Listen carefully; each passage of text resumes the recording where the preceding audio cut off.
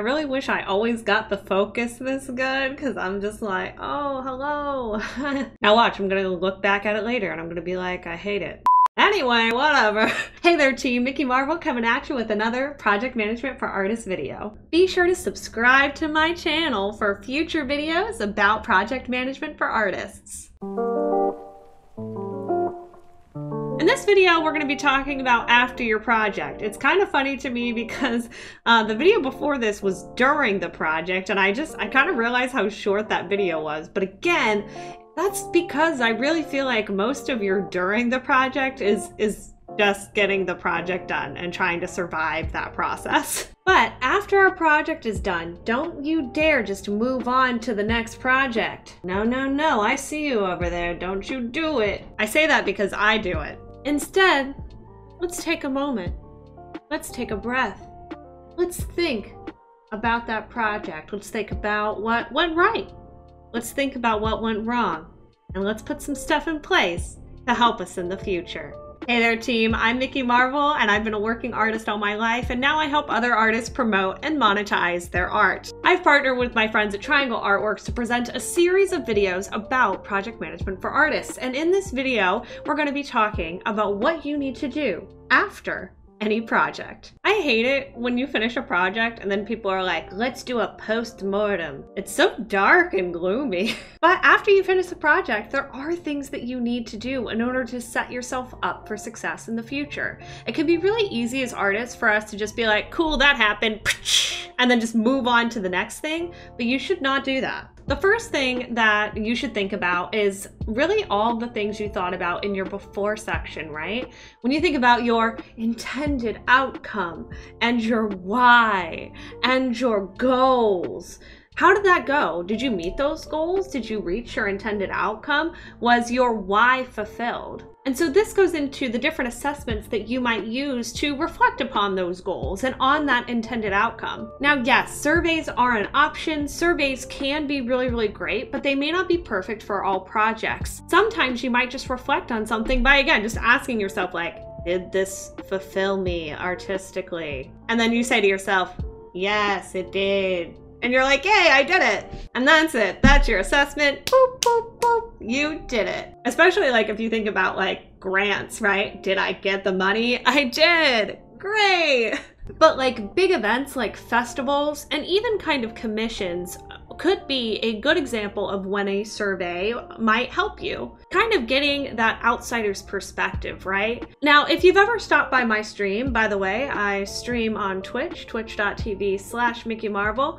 Over there on Twitch, we've talked before about asking for feedback from other people. And really the biggest thing that I want you to keep in mind when you're asking for feedback is ask for the feedback that you want. So for example, let's act like you're having an in-person event, right? This video is being filmed during COVID, but let's act like we are either before or after that. Let's act like that's the case. We can indeed have safe in-person events. So I'm going to use like a super basic example as far as asking for feedback, and an example of feedback that's like not useful. And then we can look at different ways that this applies.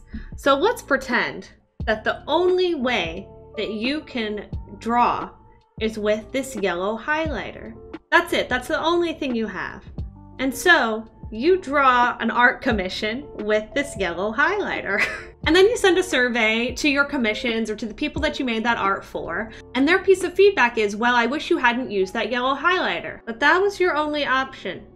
Your only option was a yellow highlighter. So like, for example, I think about commissions and I think about people that maybe they use a specific software and that specific software has a feature that you can only use with that software. And people are like, oh, but like, I wish you could have created it in this. Well, that's not possible because I can only use the feature in this software. So asking feedback about that or getting feedback about that is not useful to you. An example from my own life is I run a lot of events where honestly, I'm looking for a venue and I'm looking for a venue cheap, which means that there are not a lot of options for venues. Usually I get like one option for my venue. So if I only have one option for the venue, even if I know it wasn't ideal, it's not very useful for me to ask for input about the venue.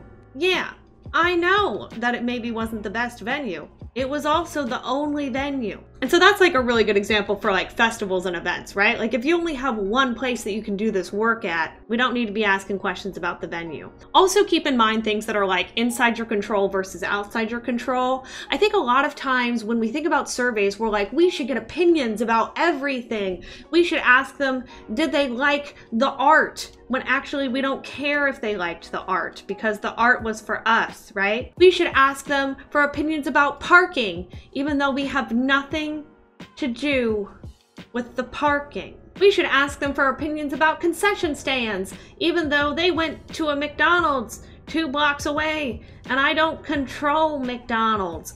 Don't ask for feedback about things that you have no control over, because believe me, people will still give you their opinions about that McDonald's that was 2 blocks away that you had no control over. So it's really hard to not also invite that feedback, but it will also really help you. Fun fact, I'm not interested in the feedback about that McDonald's that's like 2 blocks away. I don't control McDonald's. And of course, with that in mind, the other thing to keep in mind with surveys is that more people will give you surveys and give you feedback when they're angry or when they're upset or when they're not happy, instead of when they are happy. And that's really hard to keep in mind. I have to be in a very particular mindset when I read surveys because I get so angry at everyone.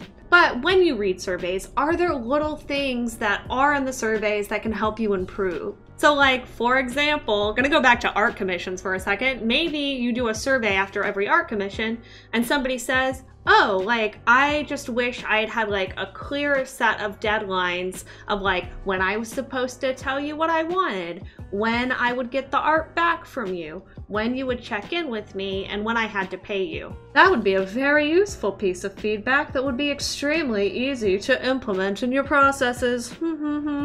Speaking of processes. Oh wow, did somebody say processes? Mikki, that was you. You're the one that said processes. Shut up. Make sure after any project you spend time updating your processes. Now look, even if this just means that you think to yourself, what worked? What didn't work? What could I easily do in the future just like this?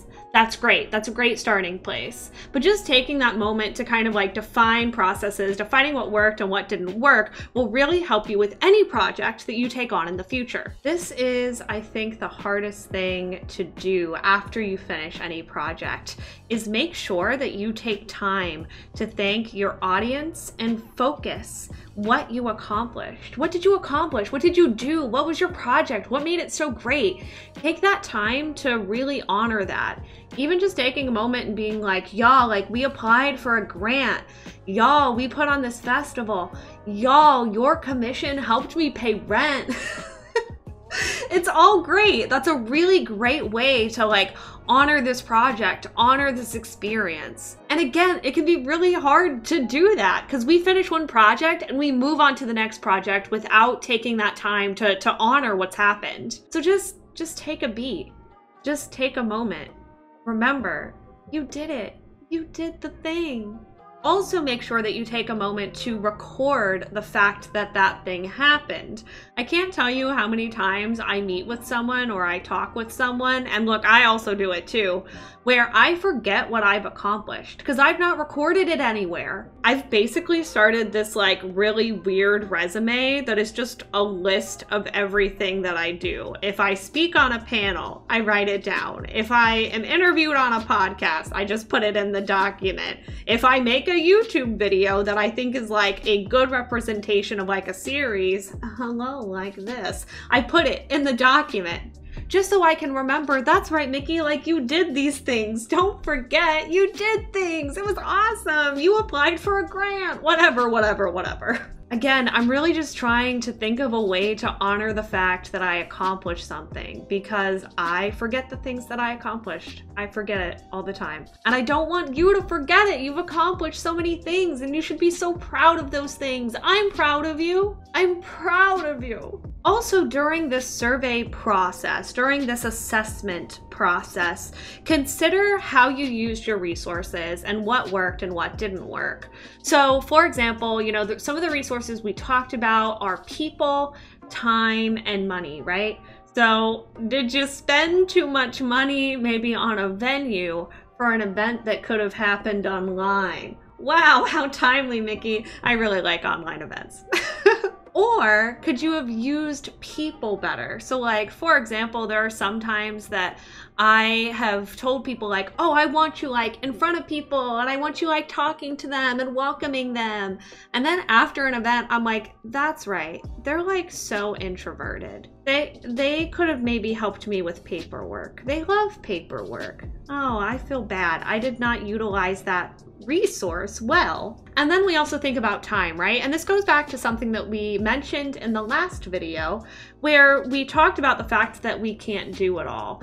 And as you're reflecting on a project, you might realize that you put time into things that just didn't work out, just didn't make sense, and you shouldn't have done it. A big thing for me with this, honestly, a lot of times is social media. I mean, social media is based on an algorithm, and sometimes your stuff works well and is picked up. And then sometimes I'm like, honestly, why did I waste my time making sure that we made one post a day about this event? And that comes and goes, it ebbs and flows. So there's not really like a right answer, but I always am checking in with myself about it. It's also why sometimes I just don't post about something on social media, even though it's happening.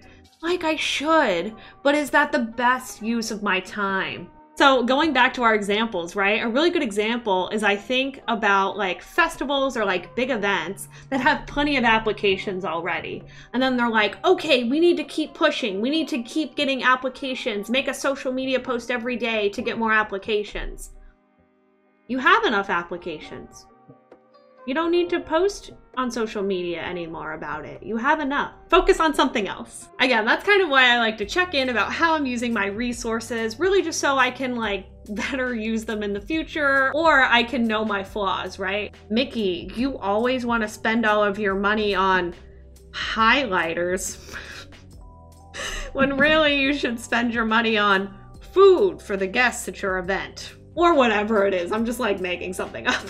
And then the final thing that I think you should consider after you've worked on a project is what could you repurpose this for? So for example, right, if you did a festival, you could repurpose it for the festival next year. Wow! If you work on a grant, you can apply to other grants with that same information.